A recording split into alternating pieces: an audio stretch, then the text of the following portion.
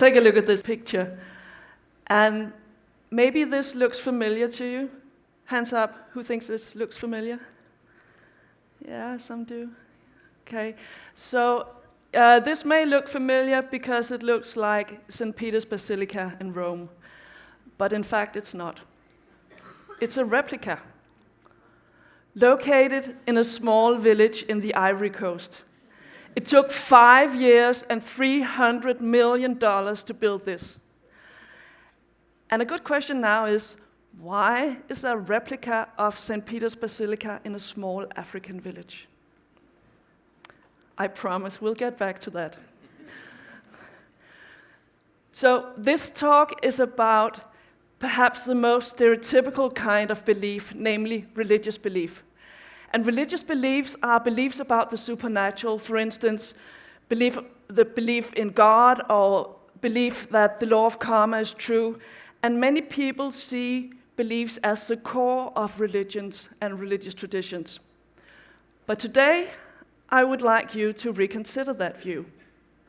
I will argue that religion is less about beliefs and more about human needs. And this is important because religion has an enormous influence on the world and is a source of conflict. So if we would like less conflict, it would be a good idea to understand more about religion. I have a background in philosophy, and about 10 years ago, I did a project called What is Religion? And during that time, it occurred to me that many people, believers and non-believers, associate religion with belief. So, for instance of religious people going from door to door trying to convince others of their own beliefs. Or maybe some of you remember the Atheist Society bus advertisement campaign some years ago, which said something like, "Why do you pay church taxes when you don't believe in God?" But in fact, religion is less about belief than we tend to think. And to show you this, I would like to begin by inviting you to imagine a world without religion. You know, some people say it's easy if you try, right? So, take a look at these impressive buildings. They are very visible signs of religion in the world. So, could you imagine a world without these buildings? Show of hands again. Who could imagine a world without these buildings? Some could. I mean, I could. I actually could. Some of you could. But the point is, even if you can, we need to remember that religion is so much more than impressive buildings. Religion is also about these things. So we have yoga, the lucky cat, St. John's bonfire, St. Lucy's procession, calendars and school holidays, Christmas elves, and even, you see, the passport inside, the picture inside the Danish passport. So what these things and many, many more have in common is that they are all examples of something that has a religious origin. And religion is all over the place. And that's why I think it would actually be quite hard to imagine a world completely without religion. But I imagine some of you will be thinking now, okay, but these things aren't really religion. Because you can put Christmas elves in your shop window if you're a shop owner. That doesn't mean you believe in Christmas elves. And I guess many people, you can use a calendar without being religious, right? So maybe these things aren't really religious unless people believe in them. And that could be an argument that actually you do need belief in religion. But it's not that simple. And I'll give you 2 reasons why it's not that simple. First, religious thinking isn't merely about beliefs. And second, religion isn't merely about thinking. So let's have a look. Religious thinking isn't merely about belief. Imagine someone who doesn't believe in the law of karma, but she still fears that it might be true. So she walks very carefully, trying not to step on any snails and beetles and so on.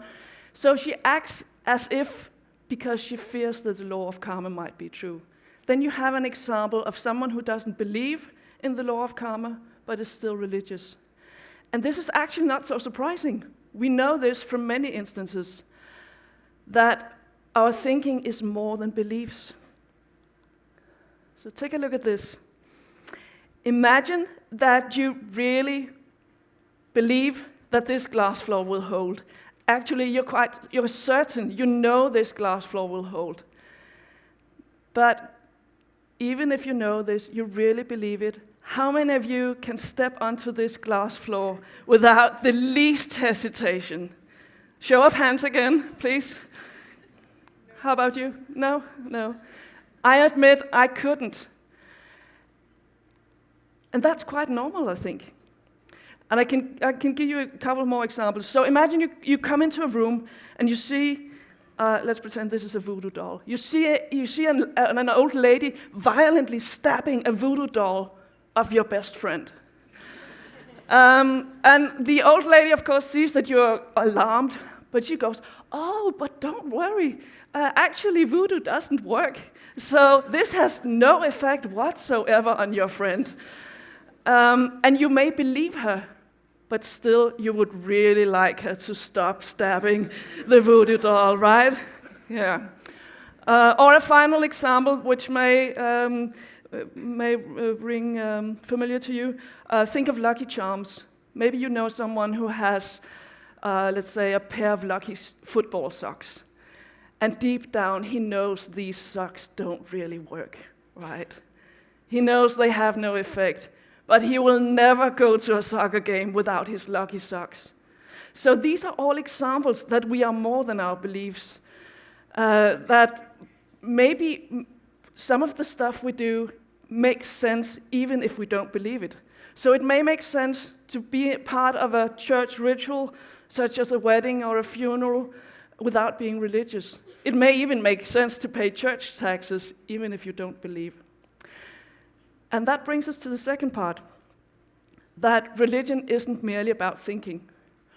Because religion is about beliefs, but it's also about rituals, clothes, stories, objects, songs, places, and many more things.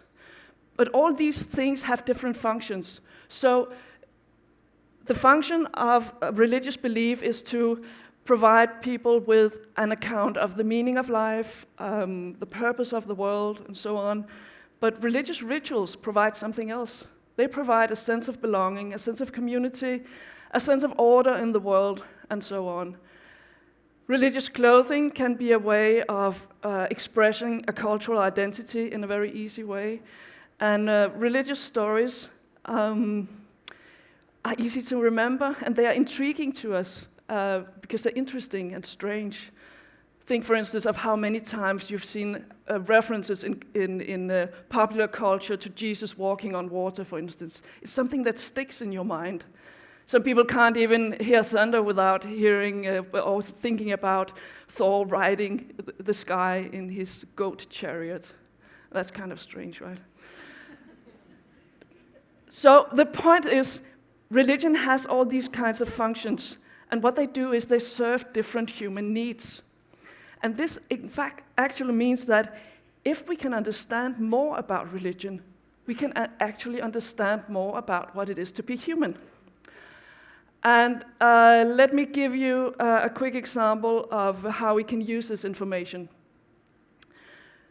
So in Denmark, we have this tradition of burning dolls of witches on the St. John's Eve bonfires. People outside Denmark think this is really strange. Really, really strange. And I think it is strange, especially since we don't believe in witchcraft, right? So what is this? Well, it's probably nothing to do with belief, but it's about the tradition and about the community and the sense of order that this brings us. So maybe if we can see that other people's strange actions, even though, other people's strange actions are always stranger than your own strange actions, right? So, but other people's strange actions may also be about maybe human needs and not so much about beliefs.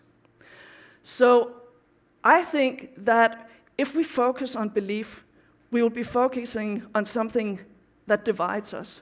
Whereas if we focus on human needs, we'll be focusing on something we have in common. And, actually I think John Lennon was wrong. Sorry. I don't think it's easy to imagine a world without religion if we know that we have religion because we have human needs. Or, to put it in another way, if we have religion because we have human needs, then what exactly is it we imagine when we imagine no religion? And let me end by returning to this picture. So, what I promised, right? So, what is a replica of St. Peter's Basilica doing in a small African village? It's probably not so much about belief. It's probably more about status, power, search for identity, all normal human needs. So let me just repeat once more. If we have religion because we have human needs, then what exactly is it you imagine if you imagine no religion?